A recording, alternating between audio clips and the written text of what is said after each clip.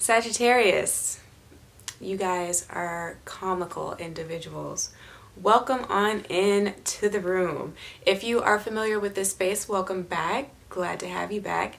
If you are new to this channel, welcome in. Take your shoes off, take your coat off, get you a blanket, get you some popcorn, get you some hot tea, whatever you need, honey. Kick your feet up and relax. This is the time for you to really get back in touch with your center and then to go forth and do better things and to feel better than you did when you came to this channel, right? That is the goal here. And subscribe if the messages happen to resonate and you want to see more of me, okay? But you guys are very comical. As I was shuffling the deck, in Scorpio's reading, I do believe I saw it in Virgo's shuffle as well, but definitely in yours, the Lover's card has been peeking out and peeked out. And so I heard lucky caller. Like, are you guys going to be the lucky caller? Are you guys going to be able to call in this soulmate? Is it going to actually pop out in your spread? Who knows? I feel like you guys are trying your hands at a lot of things. You're just taking chances and having fun with life, or you're going to be coming into that energy after a period of feeling more so dampened, like where your spirits have been dampened, okay? So you guys have the Knight of Cups as the overlying energy in what you feel the heaviest or have felt the heaviest, but the cruise that hounds you, like I said, was the Sun card. So that joy is coming back. You're feeling like your old selves again. You're feeling better than you did before, for sure, though. It's expecting that cloudy days will come. You will have sad moments. You will have to endure and cope with sad memories, and losses and potential sacrifices made, and just tapping into your more female or feminine essence and being okay with purifying your body when necessary and cleansing your eyes of the debris that have been accumulated and allowing yourself to cry and allowing yourself to feel on an emotional level. You know what I mean? But no state of emotion is permanent.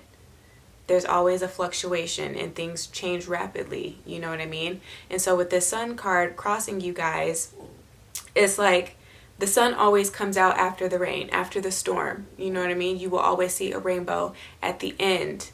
What's real about the situation? You guys have the King of Swords that came up. What's wrong about the situation? You have the Seven of Coins. Where you need more information, you have the Nine of Cups. And then where you guys end up, you have the Eight of Swords. Bottom of the deck is the Two of Swords. So unfortunately, you guys are not the lucky caller. Number 13. Lucky number 7 also is what I'm hearing. And there's reason for it. And the reason for it is that you're still having to rid yourself of the debris here. Stop holding on to the baggage. Stop holding on to the sadness. You can't ruminate with this Seven of Coins in the wrong position you can't ruminate over the consequences of certain actions taken. Coins energy, it talks about fertility, one being fertile or soil being fertile. So in that aspect, some of you guys, are having a hard time grasping the concept of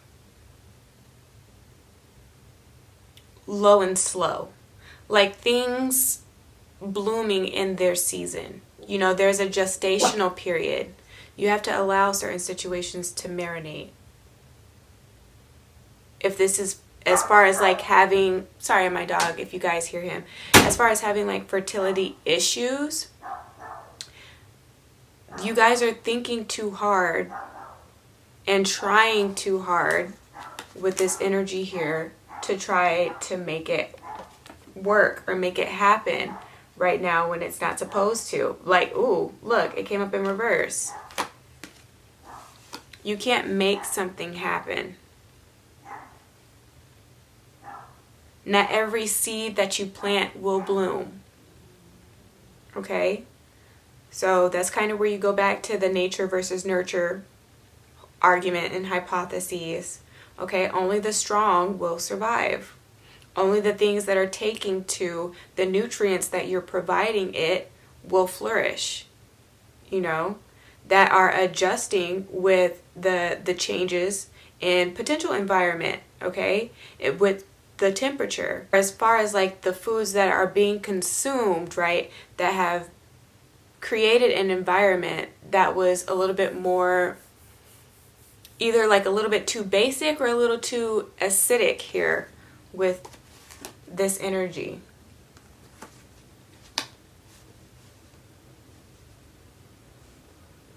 And so no, that's not going to create a fertile ground for you to be able to co-create and or procreate. And that doesn't just have to be about a kid. It can be about anything, again, you know, where you've been being too bitter. Like you ruined a lot of great things that could have happened for you because you were too busy being sad. Or it's hard for you guys to really go out and fully enjoy life and to be able to be in the moment and be present and or to have fun and to sustain that energy because there are some imbalances on a chemical level and maybe just with your brain as well, and how mentally exhausted you may be. But there's definitely something that's come undone, if you will, with this energy being in the reverse. And part of that has led to like signs and symptoms of depression. I feel like some of you guys aren't speaking up and speaking out, and you're dealing with that type of health issue, but you don't want to seek help. You don't know how to seek help.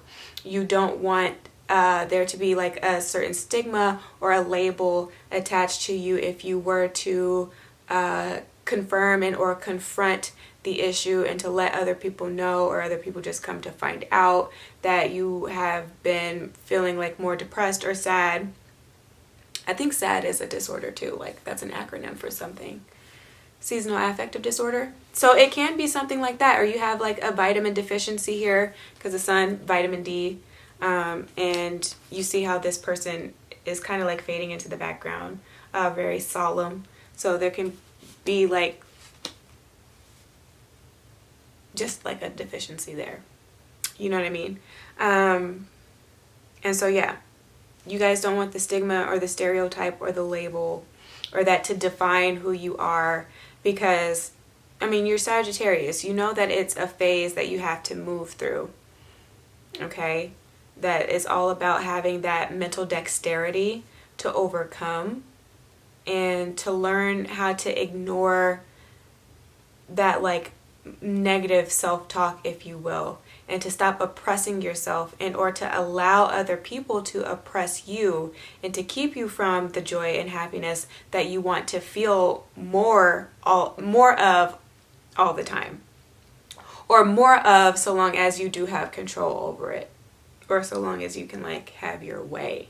You would rather feel happy, you know? And so yeah, a lot of this is just knowing when to let your guard down and when and how to use sound judgment and the questions that you can ask people to kind of gauge who they are as a person and whether or not you really want to be that open and transparent and vulnerable enough for them to like penetrate potentially your system, and really peek into your life here, and that you find yourself forming bonds and or attachments with and or making connections with, making sure that you're partnering up with the right people. You're looking for the right person to settle down with here. I feel like some of you guys just don't feel like you found that yet, though you know that it's on the horizon for you and it can come in. Again, you can't carry this past baggage and sadness with you. You can't take the history with you. And history doesn't always repeat itself. That's what's real about the situation. Stop thinking that you can't get it right. or that you won't make the right choice, because this comes down to choices here. Stop thinking about worst case scenarios when it comes to love, so that you're not carrying that vibration, and the person that comes in already is where you are and can appropriately love you based off of the demonstration and the way that you show them and others how you love yourself, like what you are more receptive to, okay, and what feels good to you, and how you have to be adored, and the type of affection that you need, and the degree of affection that you need, like how much of it you need, if you can quantify it, what emotionally will fulfill you, and then also in those areas where you need your space and time to yourself in order to clear your thoughts here.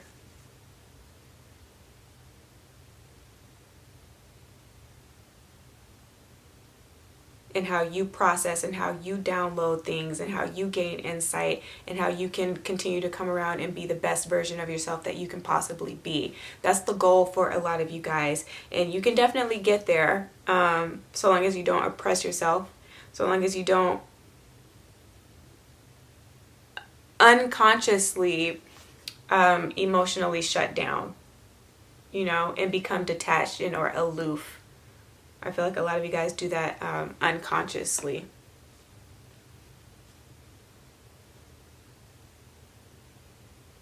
And so long as you guys continue to be open-minded and that you surround yourself with other people that are like-minded, but if nothing else, they are open-minded, okay? And you're not around people that are just critical and judgmental, okay? They make you feel safe.